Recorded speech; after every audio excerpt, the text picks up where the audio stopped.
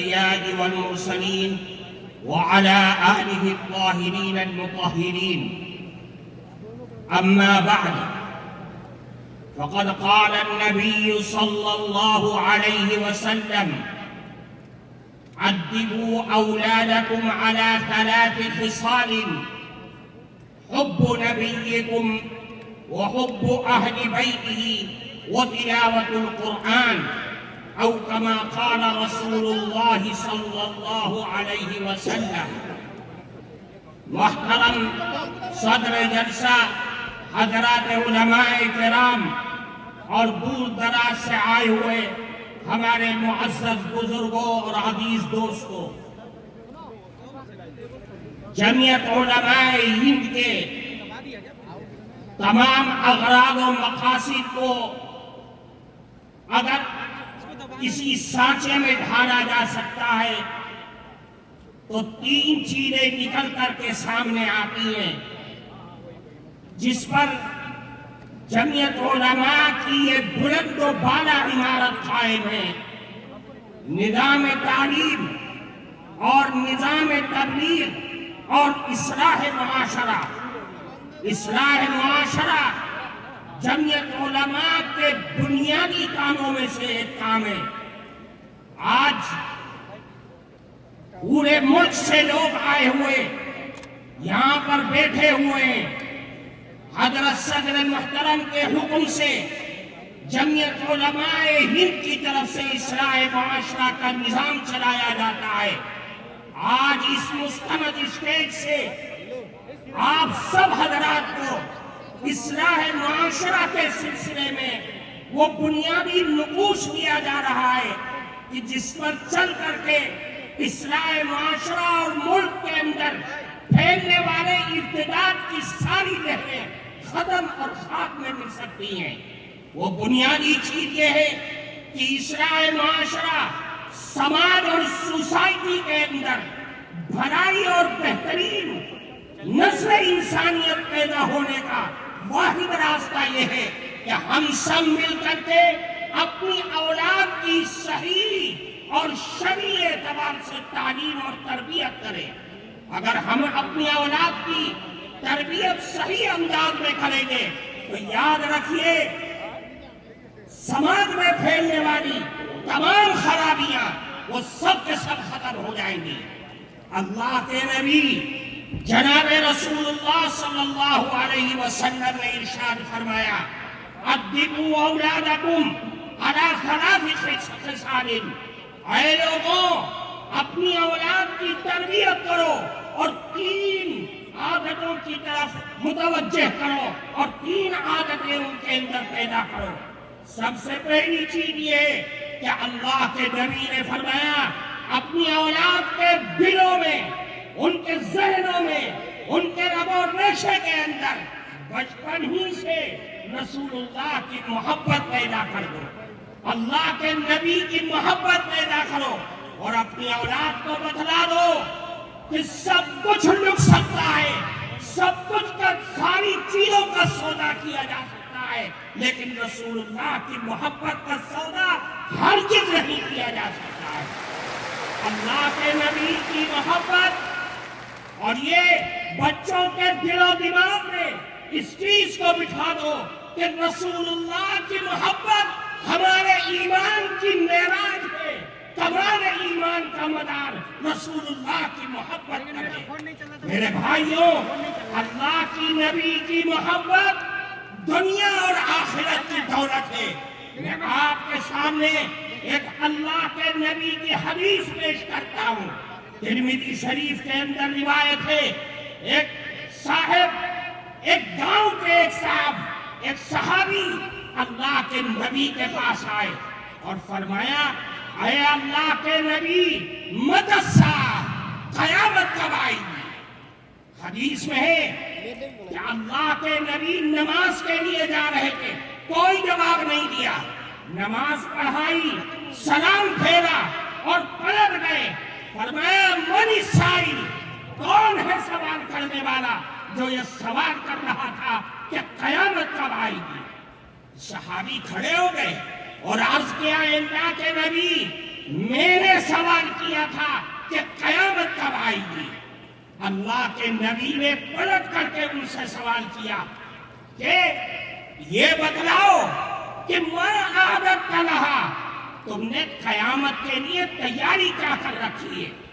وہ صحابی تھے، صحابی کے جو دل میں ہوتا ہے وہی زبان پر ہوتا ہے۔ صحابی نے کہا اے اللہ کے نبی، ما اعددت لہا لا کبیر صلاۃ ولا صوم الا انی احب اللہ ورسولہ۔ اے اللہ کے نبی، میرے پاس کوئی نمازوں کا پٹارا نہیں ہے، روزوں کا انبار نہیں ہے، لیکن ایک دولت میرے دل میں بس رہی ہے کہ میں اللہ اور اس کے نبی سے بے پناہ محبت کرتا ہوں۔ اللہ کے نبی نے فرمایا اے لوگوں، یہ اللہ کے نبی کا جواب لے کر کے یہاں سے جانا۔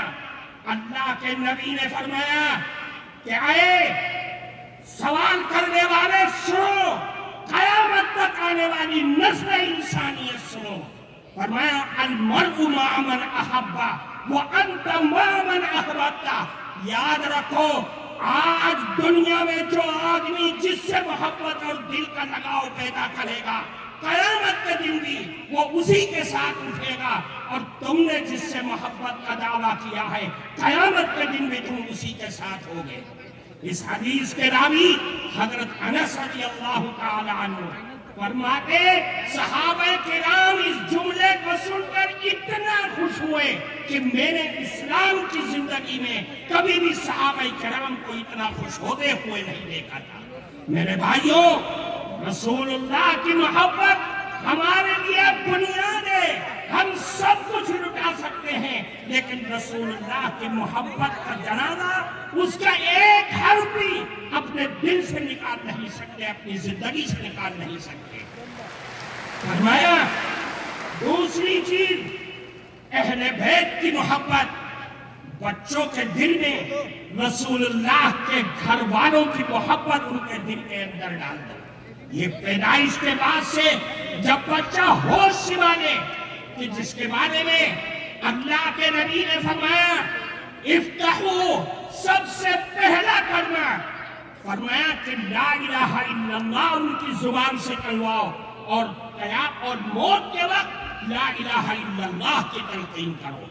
پھر فرمایا آخری چیز وہ تلاوت القرآن الکریم، قرآن کریم کی تلاوت، قرآن کریم کے الفاظ سے محبت، قرآن کے حلال کو حلال اور قرآن کے حرام کو حرام اپنے بچوں کی زندگی کے اندر بھر دو کہ میرا قرآن، میرا اللہ مجھے یہ کہتا ہے، مجھے اس بات کی دعوت دیتا ہے۔ میرے بھائیوں، قرآن ہماری زندگی کا دستور ہے، قرآن ہمارا آئین ہے، آئین شریعت ہے۔ قرآن کو لازم پکڑنا ہوگا۔ یہ جمعیت علماء کے اسٹیج سے آپ کو دعوت دی جا رہی ہے۔ اللہ کے نبی نے فرمایا الا انہا ستکون فتنہ، اے لوگوں آگاہ ہو جاؤ، فتنے آئیں گے، آزمائشیں آئیں گی، بلائیں آئیں گی، دنیا کی بھی آئیں گی اور آسمانی بھی آئیں گی۔ صحابہ کے کلیجے ہل گئے۔ فرمایا اللہ کے نبی من مخرج منہا یا رسول اللہ، ان فتنوں سے نکلنے کا راستہ کیا ہوگا؟ اللہ کے نبی نے فرمایا کہ قرآن ہے، قرآن ہے۔ کیوں؟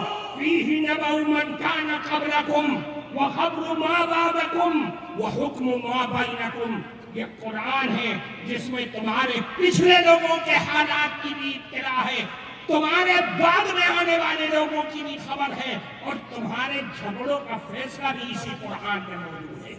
اس لیے میرے بھائیوں، قرآن پکڑو، حالات کو سدھارو۔ یہ مسائل، یہ الجھنیں، یہ پریشانیاں، یہ ہمارے آفتوں اور مصیبتوں کی وجہ سے آ رہی ہے۔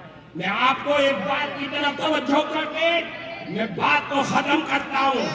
آج تک ہم روتے تھے، ہمارے بڑے پریشان تھے کہ دنیا نشہ کر رہی ہے، دنیا سکے اور جوئے کھیل رہی ہے۔ آج جو سب سے زیادہ حالات ہیں وہ سود کی بیماری ہمارے اندر جنم لیتی آ رہی ہے. اور سود بھی کیسا؟ دیکھ کا سود نہیں، شاہوکاروں کا سود نہیں، بنیاؤں کا سود نہیں، وہ بندھن بینک، وہ جگہ جگہ گاؤں اور دیہاتوں میں جہاں سود اور قرض دینے والے وہ چور بیٹھے ہوئے ہیں جو صرف عورتوں کی آئی ڈی پر عورتوں کو ہی دیتے ہیں. ان کے نمائندے عورتیں ہیں. ہمارے مرد گھروں میں بیٹھے ہوئے سو رہے ہیں. میرا کون سا کلیجہ ہے، کون سا ہمارا دل ہے جو اس بات پر راضی ہوتا ہے کہ میری جوان بیٹی، میری جوان ماں، میری جوان لڑکی ان غیروں کے آفسوں میں جا کر کے قرض لے کر کے آتی ہے اور میں سارے ہفتے اس قرض کی قسط چکانے میں لگ جاتا ہوں. میری عورتیں بیگانہ ہو گئی، بیوی لے لیے، لیکن اس کے آفسوں میں وقت گزار رہی ہے. ہماری سوچ اور فکر پر لعنت ہے ایسی.